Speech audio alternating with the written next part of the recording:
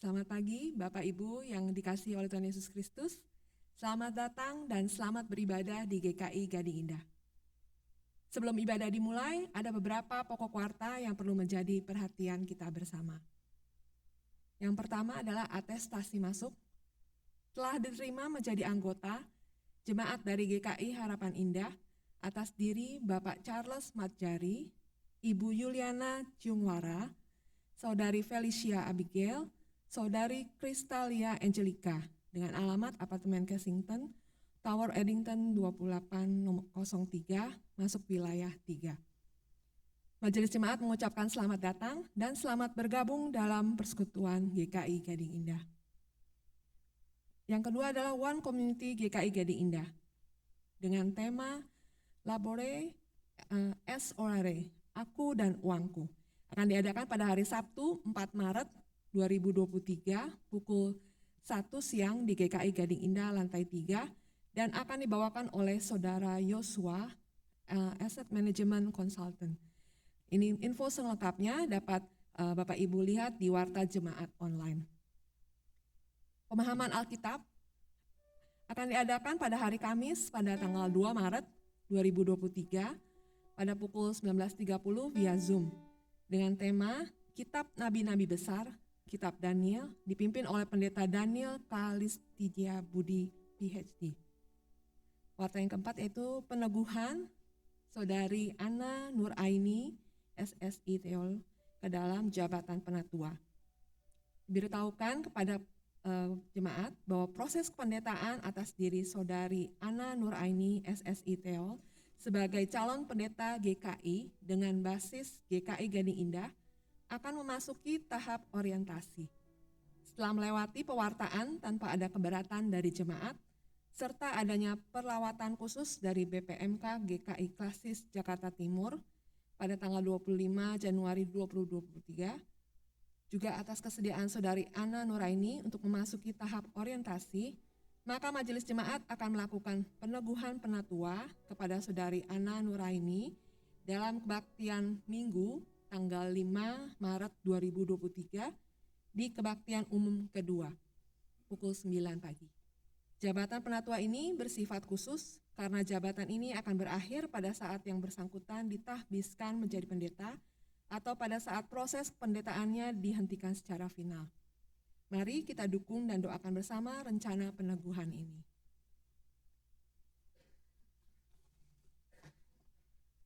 Warta selanjutnya yaitu Bina Pranikah. BPMK Klasis Jakarta Utara mengadakan Bina Pranikah yang akan diadakan pada Sabtu 18 dan 25 Maret 2023 pada pukul 7 sampai pukul 16.30 di GKI Perumahan Citra 1.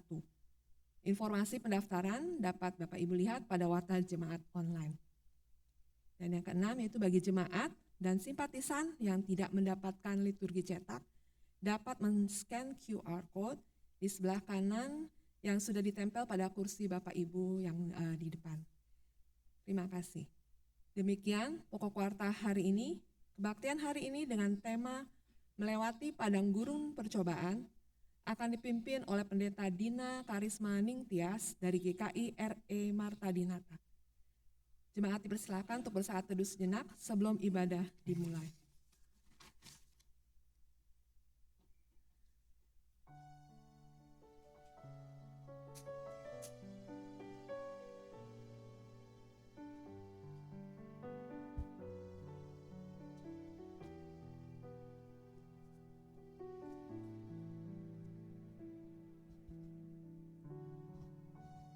Mari kita memasuki Minggu Prapaskah yang pertama dengan menyalakan sebuah lilin, suluh yang menuntun langkah kita menjalani pertobatan dan penyangkalan diri.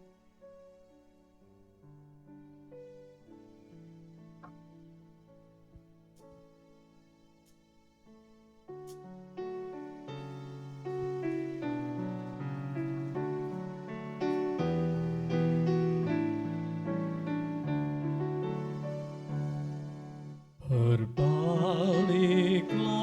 kepada Tuhan, Dialah pemulih hidupmu. Tuhan kan menyambutmu, memelukmu dengan erat. Berbaliklah kepada Tuhan, Dialah pemulih hidupmu. Tuhanmu tentu kan menyambutmu, memelukmu dengan erat.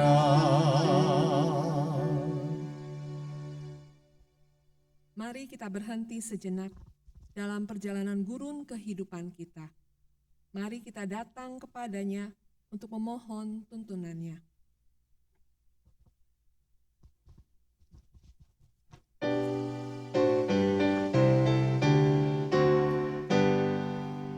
Tuntun aku Tuhan Allah lewat gurun dunia.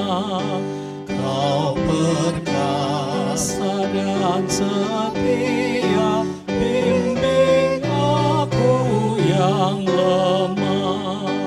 Roti surga, puaskanlah jiwaku, puaskanlah jiwaku. Buka sumber air hidup, penyembuhan jiwaku, dan berjalanlah di muka dengan tiang awanmu.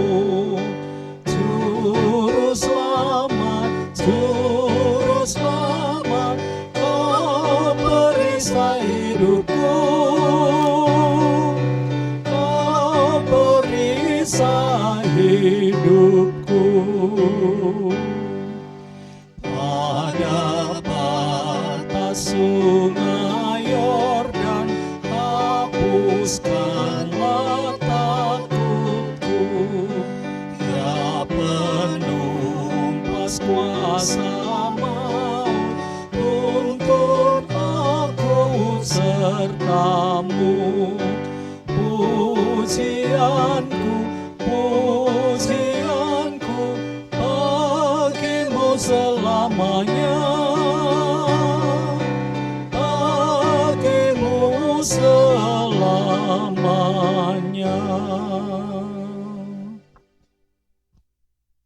Saudara-saudara, pertolongan kita adalah dalam nama Tuhan yang menjadikan langit dan bumi.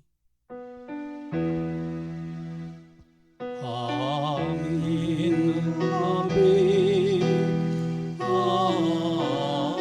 amin. Tuhan beserta saudara.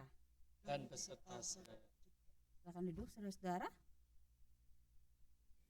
Saudara-saudara, hidup kita sehari-hari tidak lepas dari aneka percobaan. Kita sedang melewati padang gurun pencobaan, sama seperti Yesus ketika dicobai. Yesus menang atas pencobaan karena ketaatannya melakukan kehendak Bapa. Bagaimana dengan kita? Kita akui kadang kita gagal menghadapi pencobaan karena bersandar pada pengertian diri kita sendiri. Mari kita mengakui segala dosa dalam doa pribadi kita. Mari kita berdoa.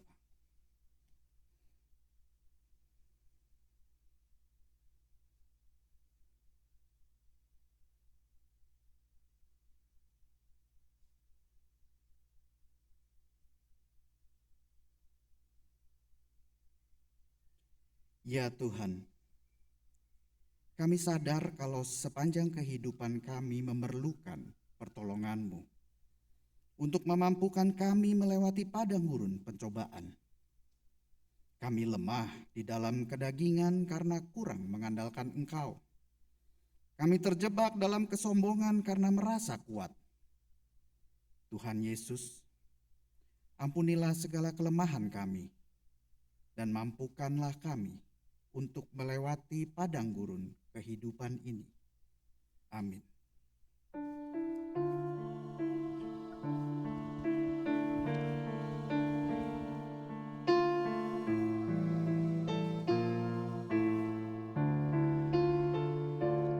Kasihanilah aku yang lemah, ya Tuhan Maha Kuasa. Hapuskan semua kesalahanku, berilah anugerah. Oleh kasih dan kuasa-Mu, ku rasakan damai-Mu. Aku tahu Kau selalu dekat padaku, limpahkan rahmat-Mu.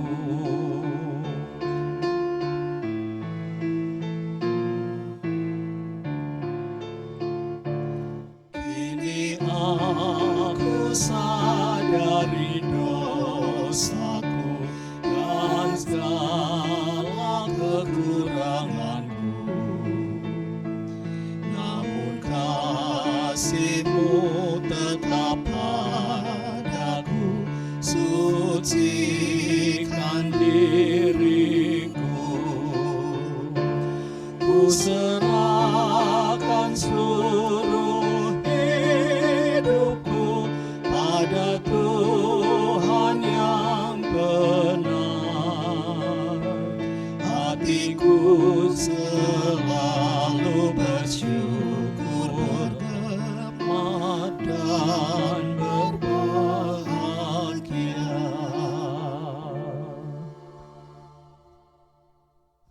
Kita yang mengakui kelemahan saat menjalani pencobaan, dengarkanlah berita anugerah yang ditulis dalam Roma 5 ayatnya yang pertama dan kedua.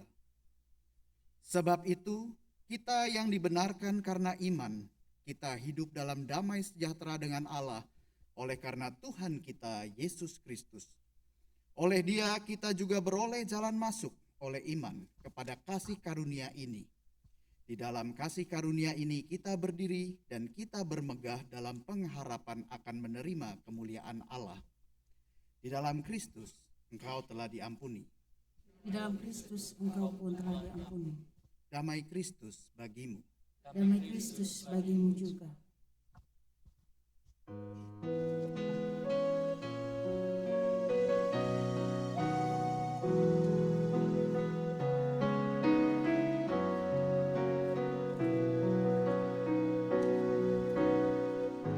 Rahmat Tuhan meraihmu dari samudra menderu. Ku ditaruh di tempat aman, Tuhanlah keselamatanku. Tak ku gentar masa gelap, kuasa-Nya kan menopangku. Kan ku lihat datangnya terang, Tuhanlah keselamatanku. Siapakah seperti Yesus yang bangkit jaya atas maut? Ku ditebus, dipulihkannya, Tuhanlah keselamatanku. Di dalam Dia harapanku, yang menggenapi janji-Nya. Kabut sirna berganti cerah, Tuhanlah keselamatan.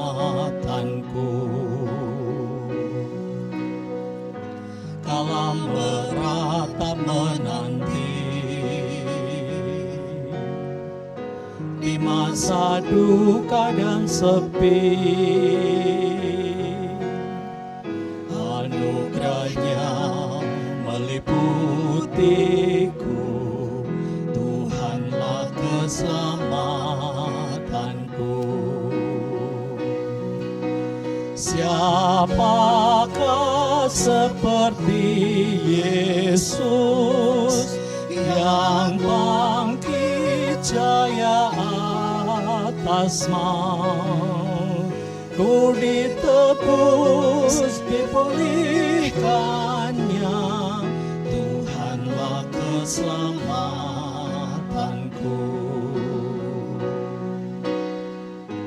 Kelak di akhir hayatku,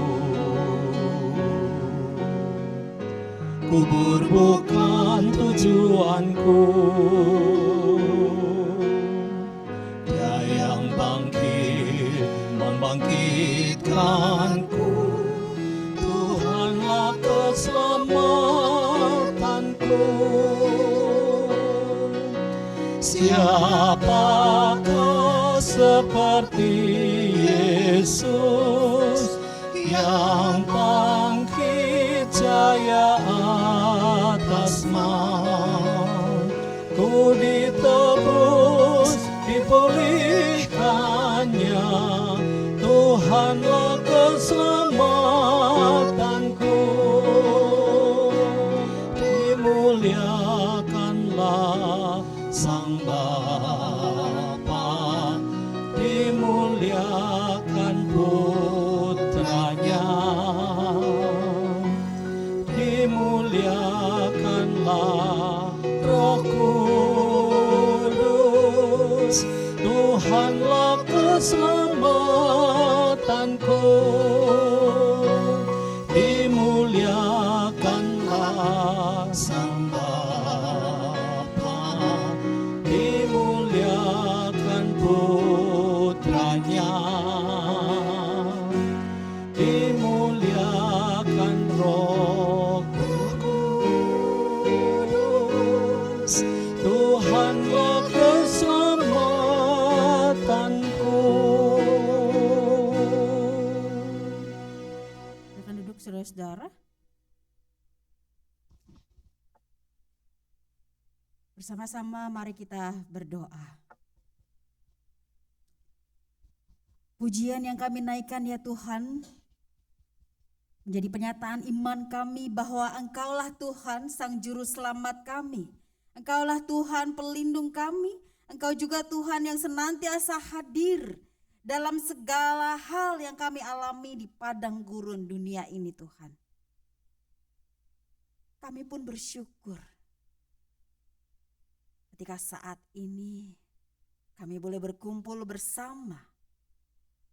Kami kembali diingatkan untuk mendengar sapaan firman Tuhan. Firman Tuhan yang mengenyangkan kami. Firman Tuhan yang sekaligus menjadi pedoman bagi kami. Karena kami menyadari ya Tuhan, kami tak sanggup berjalan sendirian di padang gurun dunia ini.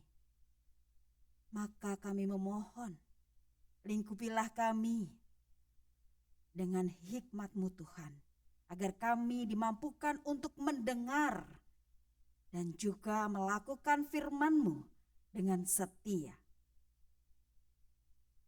Bersabdalah Tuhan bagi kami sudah siap untuk mendengarnya. Amin.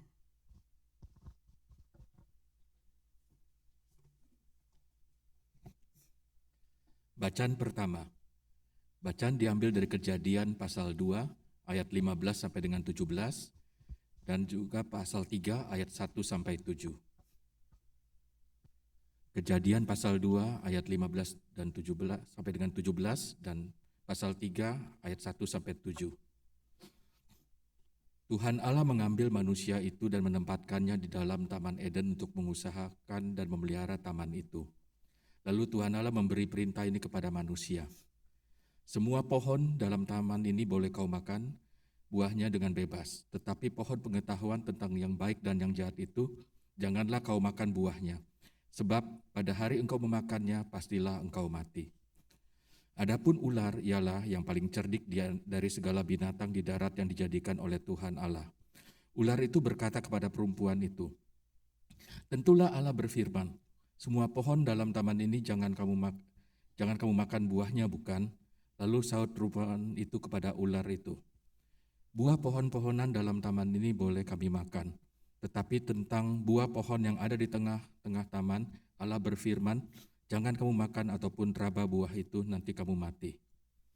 Tetapi ular itu berkata kepada manusia itu, "Sekali-sekali kamu tidak akan mati. Tetapi Allah mengetahui bahwa pada waktu kamu makannya, matamu akan terbuka dan kamu akan menjadi seperti Allah, tahu tentang yang baik dan yang jahat." Perempuan itu melihat bahwa buah pohon itu baik untuk dimakan dan sedap kelihatannya. Lagi pula, pohon itu menarik hati karena memberi pengertian. Lalu ia mengambil dari buahnya dan dimakannya dan diberikannya juga kepada suaminya yang bersama-sama dengan dia, dan suaminya pun memakannya. Maka terbukalah mata mereka berdua dan mereka tahu bahwa mereka telanjang. Lalu mereka menyemat daun pohon ara dan membuat cawat. Demikian sabda Tuhan. Syukur pada Allah.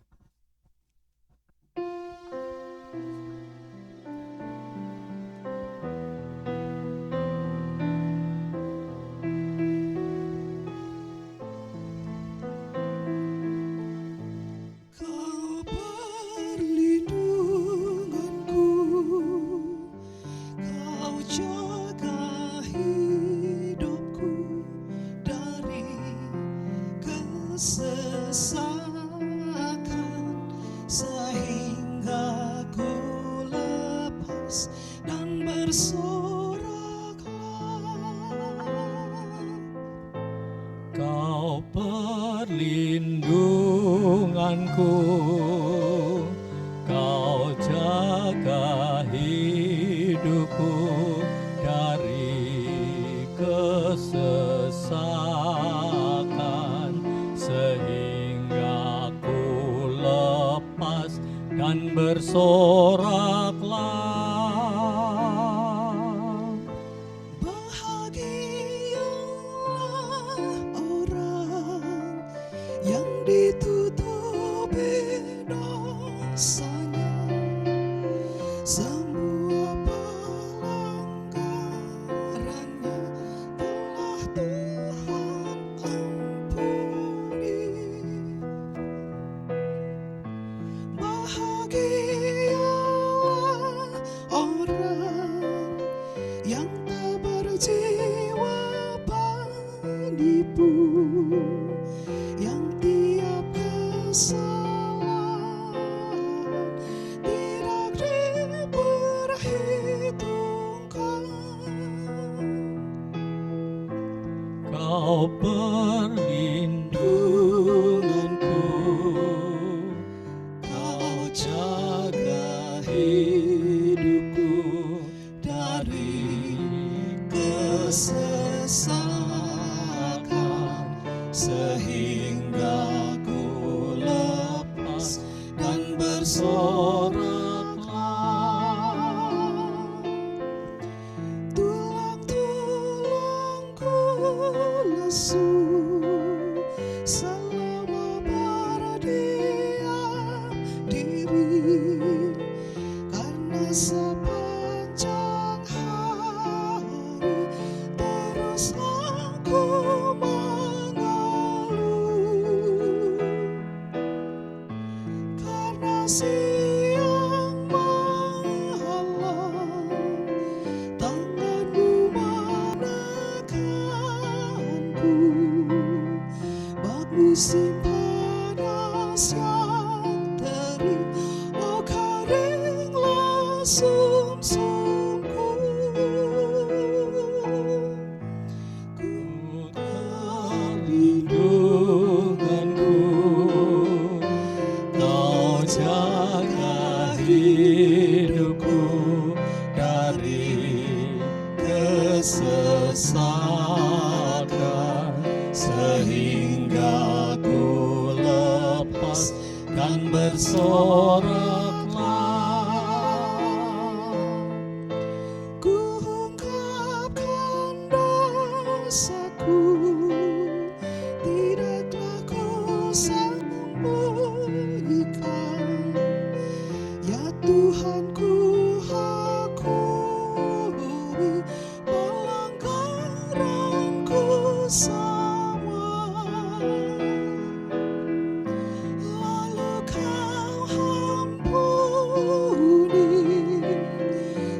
semua kesalahan, setiap kesalahan oleh karena dosaku. Kau Perlindunganku, Kau jaga hidupku dari kesesatan, sehingga ku lepas dan bersoraklah. orang-orang yang saleh, berdoalah kepadamu selagi engkau dapat ditaburi umatmu, maka sesungguhnya di waktu datang banjir, terjadi banjir yang besar, itu tak melandanya. Kau perlindunganku, Kau jaga hidupku dari kesesatan, sehingga ku lepas dan bersoraklah. Ku menunjukkan padamu jalan yang harus kau tempuh. Ku mau memberi nasihat, mataku tertuju kepadamu. Jangan tak berakal budi, bagai kuda atau pagar yang harus diarahkan dengan tali dan kakan. Kau perlindunganku,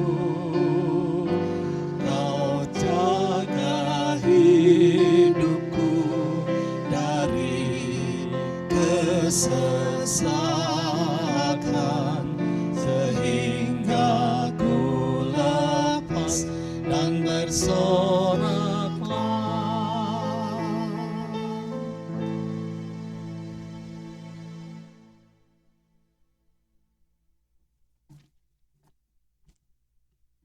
Bacaan kedua dari surat Roma 5 ayat 12 sampai 19. Surat Roma 5 ayat 12 sampai 19. Sebab itu, sama seperti dosa telah masuk ke dalam dunia oleh satu orang, dan oleh dosa itu juga maut, demikianlah maut itu telah menjalar kepada semua orang, karena semua orang telah berbuat dosa. Sebab sebelum hukum Taurat ada, telah ada dosa di dunia. Tetapi dosa itu tidak diperhitungkan kalau tidak ada hukum Taurat. Sungguh pun demikian maut telah berkuasa dari zaman Adam sampai kepada zaman Musa, juga atas mereka yang tidak berbuat dosa dengan cara yang sama seperti yang telah dibuat oleh Adam, yang adalah gambaran Dia yang akan datang. Tetapi karunia Allah tidaklah sama dengan pelanggaran Adam. Sebab jika karena pelanggaran satu orang semua orang telah jatuh di dalam kuasa maut, jauh lebih besar lagi kasih karunia Allah dan karunia-Nya yang dilimpahkannya atas semua orang karena satu orang, yaitu Yesus Kristus. Dan kasih karunia tidak berimbangan dengan dosa satu orang. Sebab penghakiman atas satu pelanggaran itu telah mengakibatkan penghukuman. Tetapi penganugerahan karunia atas banyak pelanggaran itu mengakibatkan pembenaran. Sebab jika oleh dosa satu orang maut telah berkuasa oleh satu orang itu, maka lebih benar lagi mereka yang telah menerima kelimpahan kasih karunia dan anugerah kebenaran akan hidup dan berkuasa oleh karena satu orang itu, yaitu Yesus Kristus.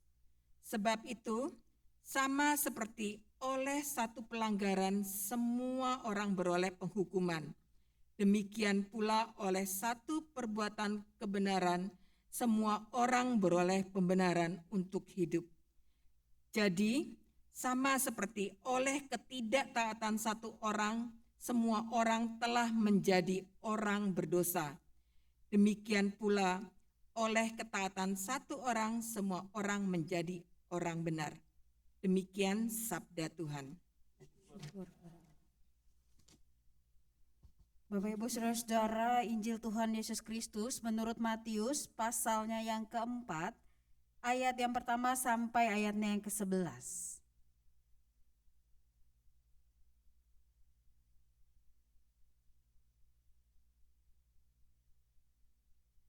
Maka Yesus dibawa oleh Roh ke padang gurun untuk dicobai iblis. Dan setelah berpuasa 40 hari dan 40 malam, akhirnya laparlah Yesus. Lalu datanglah si pencoba itu dan berkata kepadanya, "Jika engkau anak Allah, perintahkanlah supaya batu-batu ini menjadi roti." Tapi Yesus menjawab, "Ada tertulis, manusia hidup bukan dari roti saja, tetapi dari setiap firman yang keluar dari mulut Allah." Kemudian iblis membawanya ke kota suci dan menempatkan dia di bubungan bait Allah, lalu berkata kepadanya, "Jika engkau anak Allah, jatuhkanlah dirimu ke bawah. Sebab ada tertulis mengenai engkau, ia akan memerintahkan malaikat-malaikatnya dan mereka akan menatang engkau di atas tangannya, supaya kakimu jangan terantuk kepada batu." Yesus berkata kepadanya, "Ada pula tertulis, janganlah engkau mencobai Tuhan Allahmu." Dan iblis membawanya pula ke atas gunung yang sangat tinggi dan memperlihatkan kepadanya semua kerajaan dunia dengan kemegahannya, dan berkata kepadanya, "Semua itu akan kuberikan kepadamu jika engkau sujud menyembah aku." Maka berkatalah Yesus kepadanya, "Enyahlah iblis, sebab ada tertulis, engkau harus menyembah Tuhan Allahmu, dan hanya kepada Dia sajalah engkau berbakti." Lalu iblis meninggalkan dia, dan lihatlah malaikat-malaikat datang melayani Yesus. Demikianlah Injil Yesus Kristus. Berbahagialah kita yang mendengarkan firman Allah dan yang memeliharanya. Hosana. Hosana, Hosana, Hosana.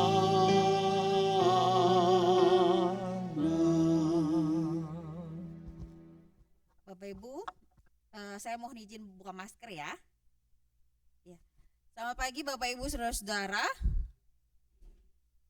Ya, selamat pagi juga Bapak Ibu Saudara-saudara yang mengikuti ibadah di tempat masing-masing. Mohon izin juga Bapak Ibu Saudara-saudara, ini kali pertama nih Bapak Ibu saya melayani Bapak Ibu Saudara-saudara di GKI Gading Indah ya. Baru pertama kali nih saya ke sini. Nah, saya secara pribadi Bapak Ibu Saudara-saudara melayani di GKI RE Marta Dinata. Mungkin ini kalau ditulisnya RE Marta Dinata saja gitu ya, kalau di liturgi juga ya. Sebenarnya GKI RE Marta Dinata Ciputat gitu. Iya, dari tadi mungkin bertanya-tanya RE Marta Dinata di mana begitu ya. Tapi RE Marta Dinata di Ciputat. Ada yang sudah pernah ke sana Bapak Ibu? Belum, boleh kalau mau main-main ke sana ya mampir gitu ya. Bapak Ibu Saudara-saudara, salam dari kami Jemaat GKI RI Marta Dinata untuk Bapak Ibu Saudara-saudara semuanya. Walaupun jauh ya, tapi biarlah kita selalu saling mendoakan. Ya Bapak Ibu ya, saling mendoakan. Bapak Ibu Saudara-saudara yang terkasih di dalam Tuhan kita Yesus Kristus, pada hari ini tema kita adalah melewati padang gurun pencobaan. Melewati padang gurun pencobaan. Semalam hujan Bapak Ibu? Hujan. Gimana rasanya Jakarta hujan? Lebih suka hujan atau lebih suka panas? Panas, malah suka panas ya. Lebih suka panas begitu ya. Nah Bapak Ibu Saudara-saudara, panasnya kita, panasnya Jakarta itu gak seberapa dengan panasnya di gurun. Panasnya Jakarta itu gak seberapa dengan panasnya di gurun.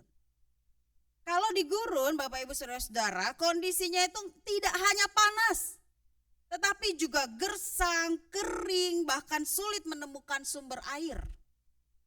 Dan tidak hanya itu saja, ada tanah yang tidak digarap dan juga jarang penduduknya. Jadi bisa dibayangkan kondisi padang gurun itu seperti apa. Ada yang pengen tinggal di sana? Boro-boro ya, gak mau begitu. Nah Bapak Ibu Saudara-saudara, padang gurun itu mengingatkan beberapa peristiwa. Peristiwa yang pertama terkait dengan keluarnya bangsa Israel dari tanah perbudakan. Lalu kemudian peringatan yang kedua, mengingatkan ketika Yohanes Pembaptis menyuarakan seruan pertobatan. Dan peristiwa yang ketiga yang kita baca saat ini, pencobaan di padang gurun. Bapak Ibu Saudara-saudara yang terkasih, tentu bacaan ini tidak asing lagi bagi kita.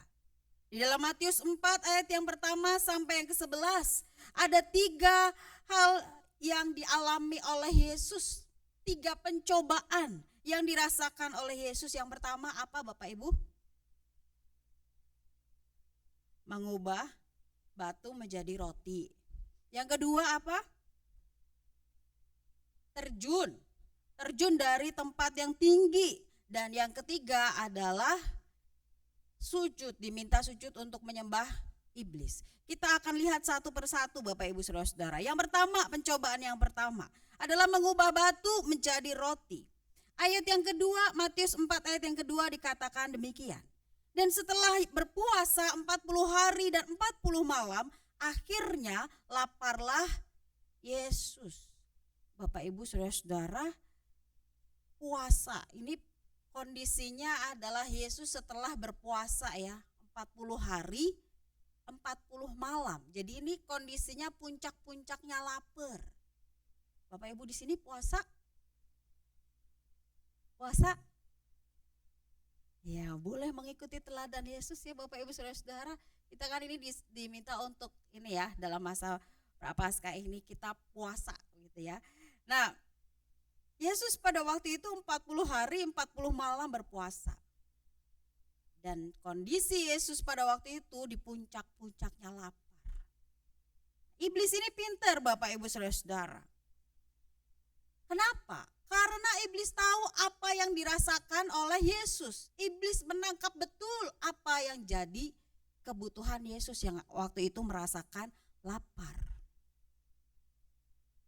Bapak Ibu Saudara-saudara, Yesus merasakan bahwa ada merasakan kelaparan begitu ya, setelah 40 hari 40 malam berada di padang gurun. Karena mengingat bahwa salah satu sumber atau salah satu kebutuhan dasar manusia itu apa Bapak Ibu? Kebutuhan fisiologis kalau kata Abraham Maslow ya. Salah satu kebutuhan dasar manusia kan kebutuhan fisiologis ya. Kebutuhan akan makan, kebutuhan akan minum gitu. Dan Yesus pun membutuhkan makanan juga. Makanya dia bisa merasakan lapar yang luar biasa. Tetapi apa yang dilakukan oleh iblis ketika pada waktu itu Yesus merasakan kelaparan. Ayat yang ketiga berkata demikian. Jika engkau anak Allah, perintahkanlah supaya batu-batu ini menjadi roti. Pinter loh ini si iblis. Jika engkau anak Allah. Ini kayak ibaratnya kayak ini ya. Kalau kamu laki-laki kamu bisa dong begitu. Kalau kamu memang pinter bisa dong kayak begitu. Jadi kayak nantangin gitu ya, nantangin. Jika engkau anak Allah, perintahkanlah supaya batu-batu ini menjadi roti. Dan iblis ini pinter Bapak Ibu Saudara-saudara, karena dia mengutip, kita lihat yuk sama-sama yuk, Matius 3 ayatnya yang ke-11. Kita baca sama-sama ya Bapak Ibu Saudara-saudara. Matius 3 ayatnya yang ke-17. Di bagian inilah itu ya. Matius 3 ayatnya yang ke-17. Kita baca sama-sama ya. 2, 3. Inilah anakku yang kukasihi, kepadanya lah aku berkenan. Tuh, iblis itu pinter loh. Dia mengutip, jika engkau anak Allah, tuh, pinter banget. Dia menangkap apa yang dibutuhkan oleh Yesus dan dia juga mengutip apa yang diucapkan gitu ya. Yang ketika peristiwa Yesus dibaptis, jika engkau anak Allah. Nah Bapak Ibu Saudara-saudara, ini pencobaan yang pertama nih yang dirasakan oleh Yesus. Kita lihat lagi pencobaan yang kedua. Pencobaan yang kedua apa Bapak Ibu Saudara-saudara? Mengubah terjun dari tempat yang tinggi. Lagi-lagi Bapak Ibu Saudara-saudara, yang namanya iblis ini tidak mau menyerah. Walaupun Yesus mengatakan ada tertulis gitu ya.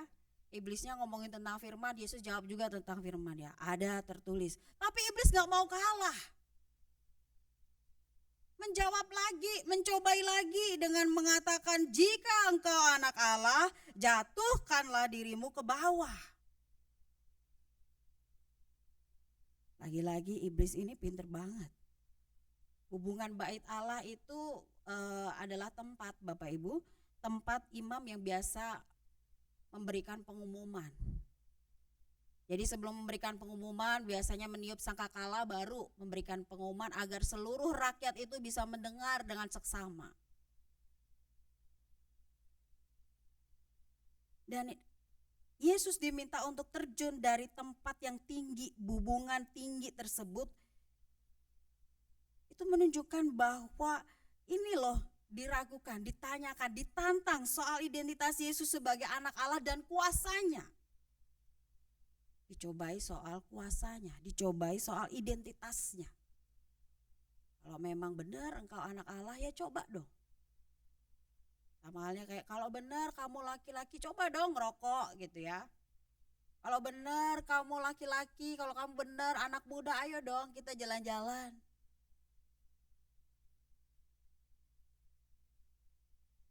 Itu pencobaan yang kedua. Lalu kemudian Bapak Ibu Saudara-saudara, pencobaan yang ketiga. Ini lagi-lagi yang namanya iblis ini Bapak Ibu Saudara-saudara, walaupun Yesus menjawab dengan firman juga ya, tapi iblis itu nggak kenal menyerah. Wah itu hati-hati Bapak Ibu. Kalau di dalam Alkitab kan dibilang ya, seperti singa mengaum-ngaum gitu ya. Iblis tidak menyerah. Dikatakan bahwa Yesus diajak melihat ke tempat yang tinggi dan memperlihatkan semua kerajaan dunia dengan kemegahannya, lalu mengatakan semua ini akan kuberikan kepadamu jika engkau sujud menyembah aku. Akunya ini adalah iblis. Bapak Ibu Saudara-saudara, apa sih yang dicari oleh manusia? Kan ada lagu ya. Apa yang dicari orang? Kok ngomong uangnya pelan banget ya? Kok sekarang jadi gak yakin ya? Apa yang dicari orang? Apa yang dicari orang pagi, siang, sore, malam? Uang ya. Uang, jabatan. Dan ini ditawarkan kepada Yesus, tapi dengan satu syarat. Harus menyembah iblis. Siapa sih yang gak pengen dapat begitu?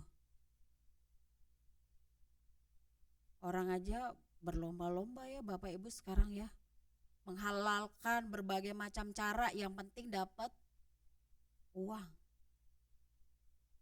Orang menghalalkan segala cara, yang penting dapat duit. Bapak Ibu, belakangan di komplek kami itu, di kompleks saya itu sedang mulai dijaga ya, dijaga lagi keamanannya. Kenapa? Karena ada beberapa pencurian motor Bapak Ibu. Padahal motor itu ini ya, jadi ceritanya ada warga yang baru pulang dari kerja, terus di situ ditaruh di halaman begitu ya. Ada beberapa motor memang di situ. Dia baru masuk mandi sebentar, terus keluar tahu-tahu udah nggak ada motornya. Udah nggak ada. Itu kejadiannya belum lama Bapak Ibu, belum lama. Nggak lama saya dengar di gang sebelah saya lagi, di seberang gitu ya. Ada yang hilang lagi. Memang ya, kalau demi duit orang bisa menghalalkan segala cara. Nah Bapak Ibu Saudara-saudara, kalau kita melihat kembali bagaimana pencobaan Yesus di pencobaan yang ketiga ini, Yesus pun diiming-imingi dengan kemegahan, kemewahan, materi yang berlimpah begitu ya. Tapi syaratnya lagi-lagi Yesus harus menyembah iblis. Pencobaan.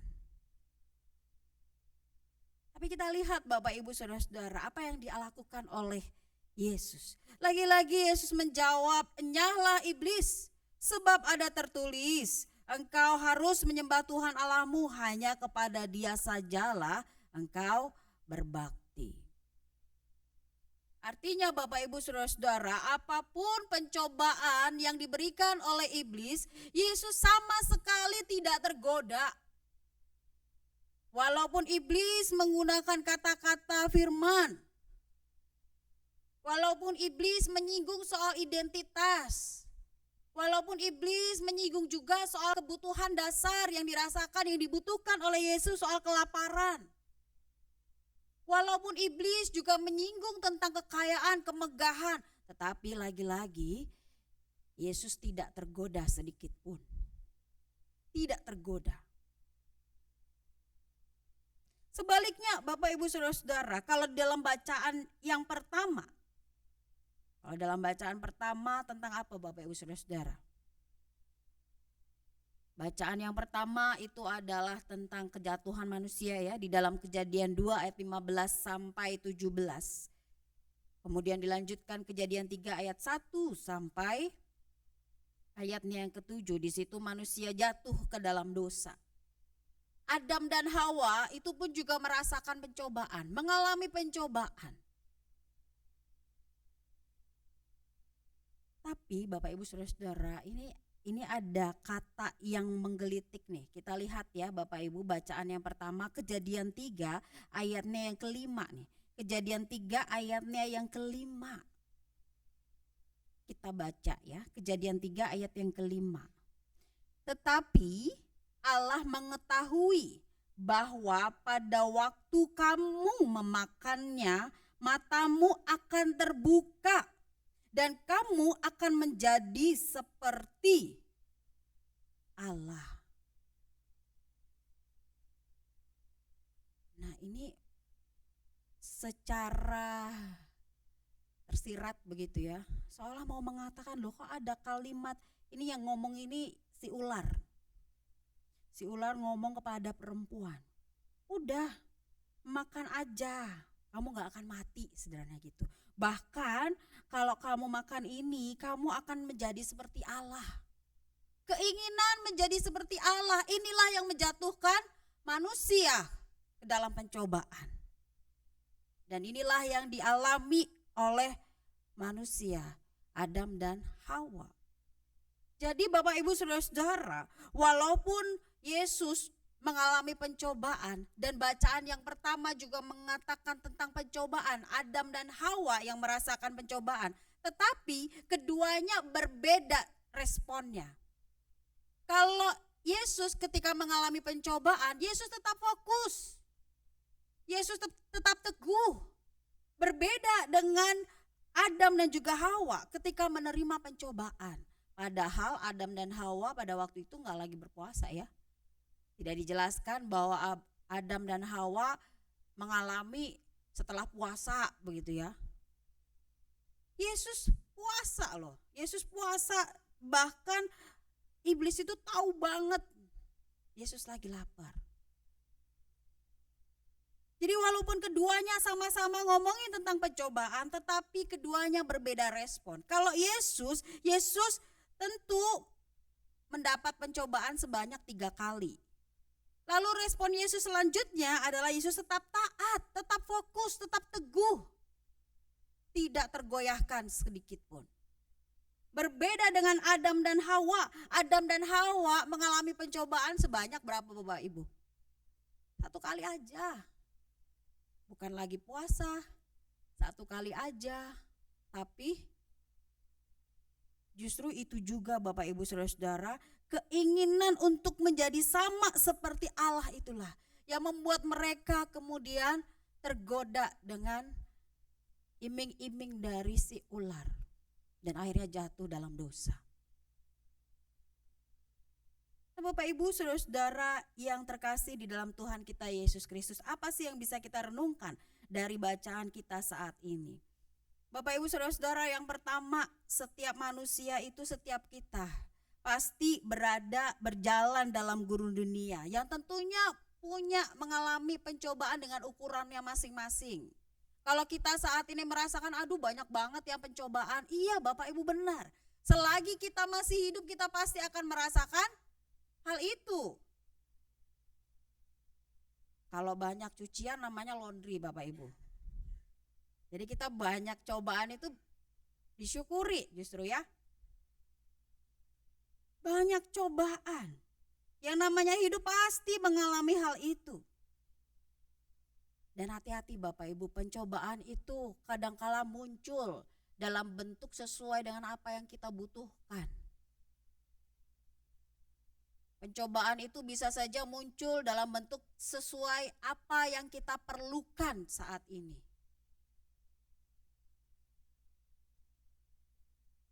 Tapi Bapak Ibu Saudara-saudara, hati-hati juga. Pencobaan itu tujuannya adalah untuk menjatuhkan manusia. Oleh karena itu Bapak Ibu Saudara-saudara, dalam melewati padang gurun pencobaan ini dibutuhkan aksi dari kita, dibutuhkan tindakan supaya kita tetap menjalani gurun dunia ini, menjalani padang gurun pencobaan ini dan meneladani apa yang Yesus lakukan. Jadi apa yang bisa kita lakukan Bapak Ibu Saudara-saudara? Yang pertama yang bisa kita lakukan adalah sebagaimana Yesus ketika dicobai di padang gurun. Yesus tetap mengingat tugas tanggung jawabnya. Yesus tetap mengingat, tetap teguh pada kehendak Allah, tetap setia, tidak tergoyahkan. Maka Bapak Ibu Saudara-saudara, jika saat ini kita mengalami pencobaan di padang gurun dunia ini Bapak Ibu Saudara-saudara, maka ingatlah apa yang Tuhan sampaikan. Ingatlah firman Tuhan. Ingatlah apa yang Tuhan Yesus kehendaki. Bagaimana supaya kita mengingat? Bapak Ibu, kalau mengingat, apalagi kalau kita ingat di ini ya, anak-anak sekolah minggu, bagaimana caranya supaya hafal ayat? Diapain Bapak Ibu? Bagaimana supaya hafal ayatnya? Dibaca ulang-ulang kan ya, dibaca terus, gak cukup sekali, terus menerus. Belakangan ini Bapak Ibu Saudara-saudara, sebelum anak saya bisa perkalian ya, anak saya ngomong, "Bun, kok kayaknya susah ya perkalian," gitu ya. Terus saya mengatakan demikian, "Gak ada yang susah, asal kamu mau berusaha. Berusaha, belajar, konsentrasi." Saya selalu begitu, berusaha, belajar, konsentrasi. Lalu dia coba Bapak Ibu, ngapalin, terus saya tanya jawab begitu ya. Gak di mobil, gak di motor, gak di mana aja saya coba tanya terus sambil dihafalin. Di mana-mana Bapak Ibu lagi makan saya tanya jawab. Ini berapa? Ini kali ini berapa? Lagi di jalan, lagi main saya tanya. Ini kali ini berapa? Lama-lama dia ingat Bapak Ibu, terus dia dengan sumringahnya dia mengatakan sama saya, "Bun, bun," katanya. "Nilai mencongak abang dapat 100 dong." Nah Bapak Ibu Saudara-saudara, mengingat firman Tuhan itu juga demikian, enggak cukup satu kali dibaca. Enggak cukup hanya satu kali sekilas didengar, direnungkan. Tapi harus terus menerus kita baca dan terus menerus kita renungkan. Supaya nempel di hati dan di pikiran kita. Mengingat akan firman Tuhan. Lalu kemudian yang kedua Bapak Ibu, firman Tuhan itu juga tidak hanya diingat. Kalau kita ingat, kalau kita hafal tentang firman Tuhan saja di titik itu pun juga percuma Bapak Ibu. Yang kedua yang mesti kita lakukan adalah kita melakukan firman Tuhan. Kita ingat firman Tuhan, lalu jangan hanya diingat tapi juga dilakukan firman Tuhan. Dilakukan kehendak Tuhan itu. Maka di dalam ini ya, ketika pendeta menyampaikan atau membacakan Injil, setelah membacakan Injil kan disampaikan ya, "Berbahagialah mereka yang mendengar firman Tuhan dan yang memeliharanya." Karena jelas firman Tuhan itu tidak hanya didengar, tetapi juga dilakukan dalam kehidupan kita. Dengan demikian kita mengingat dan juga melakukan, maka kita dimampukan untuk melewati padang gurun pencobaan yang kita nggak tahu nih apa yang terjadi di depan sana. Mari Bapak Ibu, kita menjalani padang gurun kita saat ini ya. Dengan meneladani seperti Yesus yang tetap setia. Dan kita bisa kok setia juga, asal kita mengingat firman Tuhan, mengingat kehendaknya, dan yang kedua melakukan kehendaknya dengan setia. Tuhan Yesus memampukan dan menolong kita untuk melakukannya. Amin.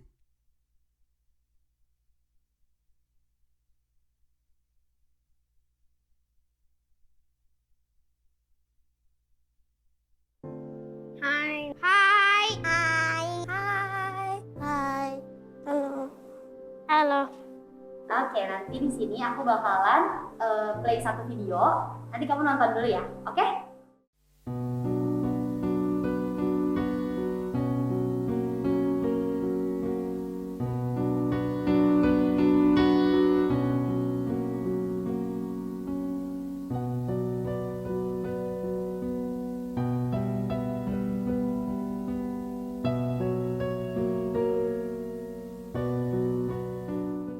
Sekarang aku ada beberapa pertanyaan.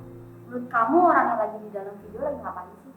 Membuang makanan, mengorek-ngorek makanan dari sampah. Sekolahnya tidak bagus. Perasaan kamu saat melihat video ini tuh apa? Sedih. Kasihan. Menjadi menyadari kalau emang kita itu selama ini sudah banyak menyia-nyiakan berkat Tuhan. Kalau sekarang kamu sering jajannya apa sih kalau pergi? Biasa aku sering belinya coklat, es krim, anggur, sama juga strawberry, apel, sama pear. Kamu mau gak sih menyisihkan sebagian uang jajan kamu yang buat beli minuman ke mereka? Iya. Mau.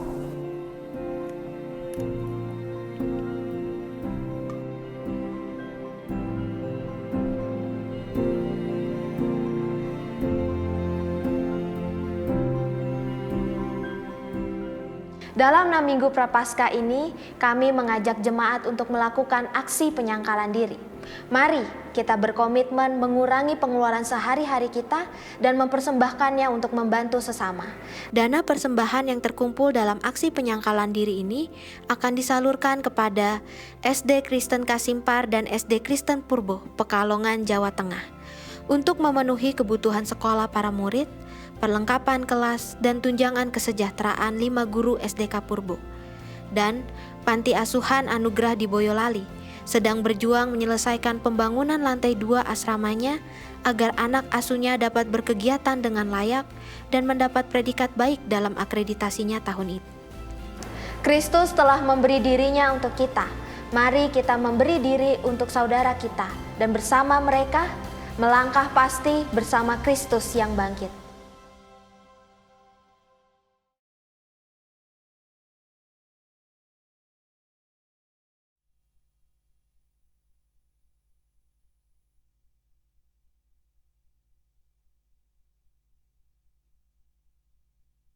Marilah kita bersama dengan umat Allah di masa lalu, masa kini, dan masa depan, mengingat janji baptisan kita dengan mengikrarkan pengakuan iman rasuli.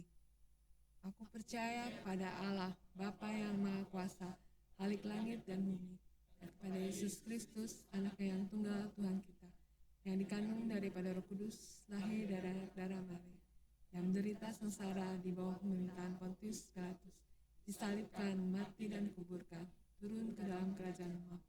Pada hari yang ketiga, bangkit pula dari antara orang mati, naik ke surga, duduk di sebelah kanan Allah, Bapa yang Maha Kuasa.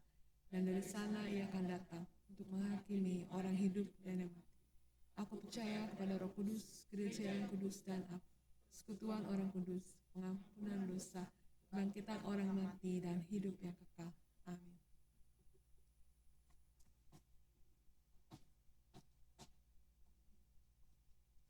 Bapak Ibu Saudara-saudara, mari kita menaikkan syafaat kita, mari kita berdoa. Sungguh kami bersyukur Tuhan ketika kami kembali diingatkan bahwa Engkau Tuhan ketika di padang gurun Engkau mengalami pencobaan dan Engkau sanggup melewatinya dengan tetap teguh dan setia. Maka biarlah kami juga demikian ya Tuhan. Ketika kami melewati padang gurun dan ketika kami dicobai ya Tuhan, biarlah kami senantiasa mengingat akan firman-Mu dan kami juga tetap melakukan firman-Mu ya Tuhan dengan setia. Sehingga apapun pencobaan yang kami hadapi, kami tetap teguh di dalam Tuhan. Kami tetap taat pada Tuhan. Tak sedikit pun iman kami tergoyahkan oleh pencobaan. Tuntunlah kami ya Tuhan agar kami sanggup melakukan firman-Mu. Sehingga kami dalam kesehariannya, kami senantiasa menjadi pribadi, menjadi anak-anak Allah yang mau taat sampai akhir. Kami bersyukur Tuhan ketika kami juga boleh menaikkan syafaat kami. Kami berdoa untuk panitia Paskah.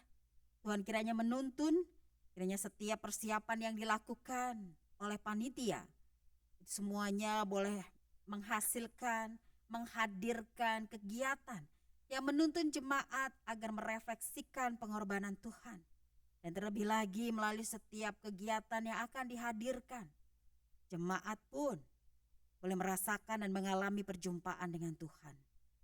Kami berdoa juga ya Tuhan untuk pemberkatan pernikahan untuk Kevin dan Karina. Kami terus menyerahkan untuk segala persiapan yang ada, sehingga nanti pemberkatan pernikahan Kevin dan juga Karina, Tuhan kiranya menolong. Dan terlebih lagi ya Tuhan, Engkau juga yang memantapkan langkah kedua saudara kami ini untuk mengarungi bahtera rumah tangga bersama dengan tuntunan Tuhan. Kami juga berdoa untuk peneguhan saudari Ana Nuraini sebagai penatua pada tanggal 5 Maret mendatang. Kami memohon juga ya Tuhan agar hikmat Tuhan menaungi saudari Ana dalam menjalani peziarahan hidup ini, dalam menyambut panggilan Tuhan ini. Kiranya saudari Ana juga tetap setia di dalam Tuhan, tetap teguh di dalam Tuhan, sehingga setiap proses yang dilalui dapat berjalan karena tetap mengandalkan Tuhan senantiasa. Kami juga berdoa ya Tuhan untuk saudara-saudara kami yang sakit, untuk pengobatan kemoterapi Ibu Kesia Nathanael. Kami juga berdoa untuk saudara-saudara kami yang tidak kami sebutkan namanya satu persatu. Tuhan tolong, Tuhan raih saudara-saudara kami ini ya Tuhan. Agar di dalam sakit penyakit yang dirasakan oleh saudara-saudara kami ini, saudara-saudara kami ini tetap kuat. Tetap percaya hanya Engkaulah Tuhan yang sanggup memulihkan. Karena kami yakin dan percaya hanya anugerah Tuhanlah yang memungkinkan saudara-saudara kami ini untuk beroleh pemulihan, penyembuhan. Kami pun juga berdoa untuk perdamaian dunia, untuk situasi bangsa dan negara kami saat ini. Di tengah segala bencana, di tengah segala persoalan, biarlah kami selaku warga negara yang baik juga ya Tuhan, kami mengambil bagian kami. Kami pun juga tidak mudah untuk terprovokasi oleh hal-hal yang memecah belah kami. Biarlah kami senantiasa menyuarakan kedamaian. Biarlah kami juga senantiasa memancarkan kasih Tuhan. Kami menyerahkan ya Tuhan, untuk setiap kami juga yang ada di tempat ini, dengan segala pergumulan kami, untuk pekerjaan kami, sekolah kami, harapan-harapan kami ke depan, orang tua kami, pasangan kami, anak-anak kami, perekonomian kami, usaha kami. Kami mau menyerahkannya dalam tangan kasih Tuhan. Kami memang tidak tahu Tuhan apa yang akan terjadi, namun Engkaulah Tuhan yang kami yakini dan amini. Engkau Tuhan yang pasti akan menguatkan kami, menuntun kami, agar kami dimampukan untuk melewati padang gurun dunia ini Tuhan. Kami mau menaikkan seluruh rangkaian syafaat kami ini ya Tuhan, dalam tangan kasih Tuhan yang telah mengajarkan kami doa Bapa kami yang akan kami nyanyikan bersama.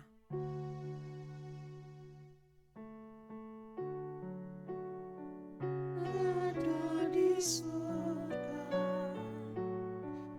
dikuduskanlah namamu, datanglah kerajaanmu, jadilah kehendakmu di bumi seperti di sorga.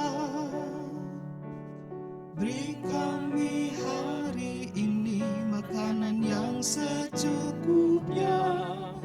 Ampuni salah kami seperti kami ampuni yang bersalah pada kami.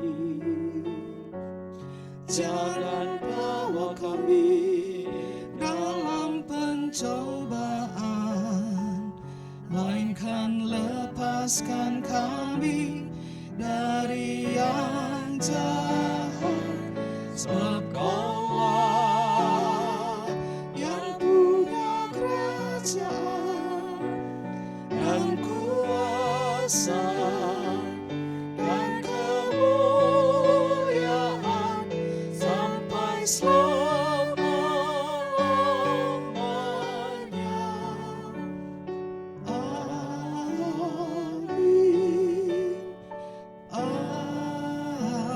Amin.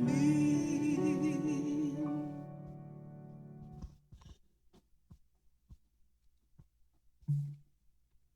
Umat yang terkasih, kini tiba saatnya menyatakan ungkapan syukur kepada Tuhan melalui persembahan syukur kita. Firman Tuhan di dalam Mazmur 119 ayat yang ke-108 menyatakan, kiranya persembahan sukarela yang berupa puji-pujian berkenan kepadamu ya Tuhan, dan ajarkanlah hukum-hukum-Mu kepadaku.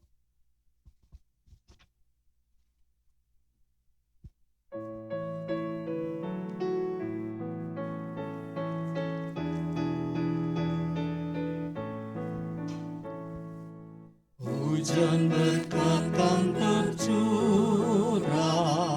itulah janji kudus.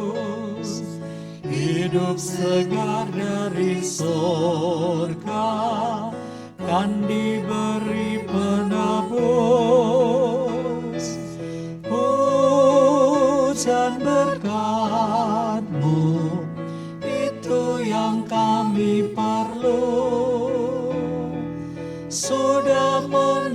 menetes berkat-Mu, biar tercurah penuh. Hujan berkat kan tercurah, hidup kembali segar. Di atas bukit dan lurah, bunyi derai terdengar. Hujan berkat-Mu, itu yang kami perlu. Sudah menetes berkat-Mu, biar tercurah penuh.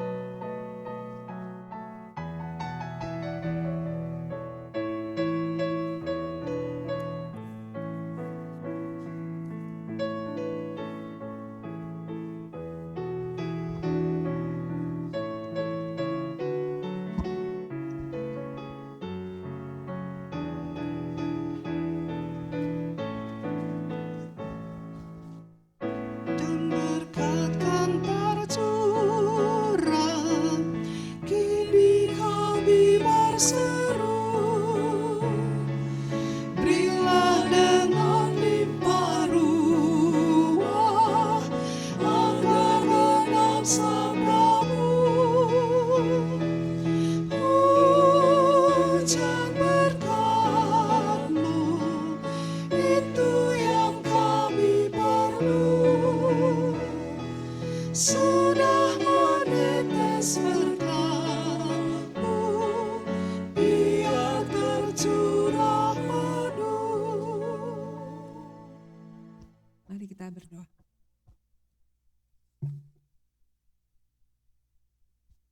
Kami bersyukur Tuhan sebab berkat-Mu selalu tercurah saat kami melewati padang gurun kehidupan. Saat ini kami mempersembahkan apa yang Tuhan berikan kepada kami sebagai bentuk ungkapan syukur. Berkatilah ya Tuhan, agar menjadi persembahan yang harum bagi-Mu.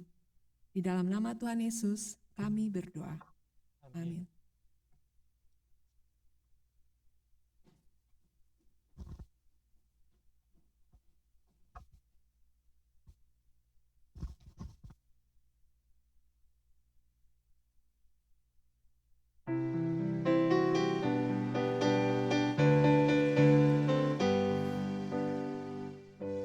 Saudara-saudara, umat yang dikasihi Tuhan, lawanlah godaan saat melewati padang gurun pencobaan.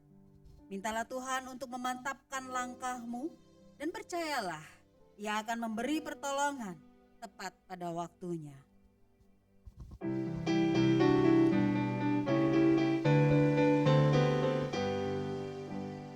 Lawanlah godaan, selalu bertekun, tiap kemenangan kau tambah teguh. Nafsu kejahatan harus kau tentang, harap akan Yesus pasti kau menang. Mintalah pada Tuhan agar kau dikuatkan, Ia beri pertolongan, pastilah kau menang. Tinggalkan yang jahat, dosa dicegah, tindakanmu tulus, tiada bercela.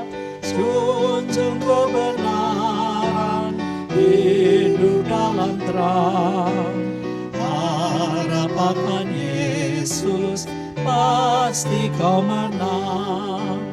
Mintalah pada Tuhan agar kau dikuatkan, Ia beri pertolongan, pastilah kau menang.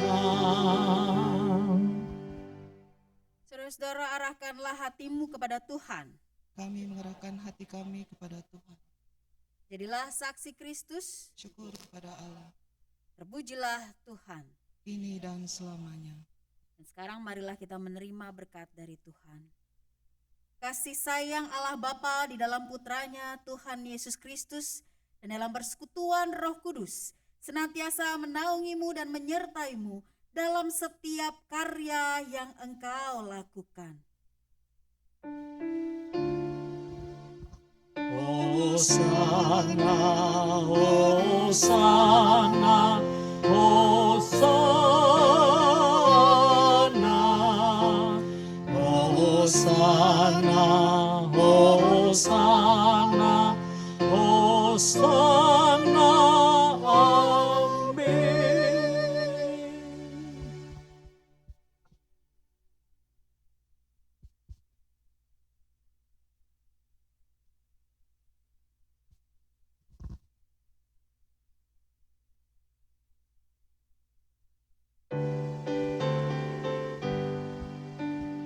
Allah memberikan Tujuh mulia bagi yang percaya di dalam iman. Kristus memulihkan kau yang tertekan. Harap akan Yesus, pasti kau menang. Mintalah pada Tuhan agar kau dikuatkan.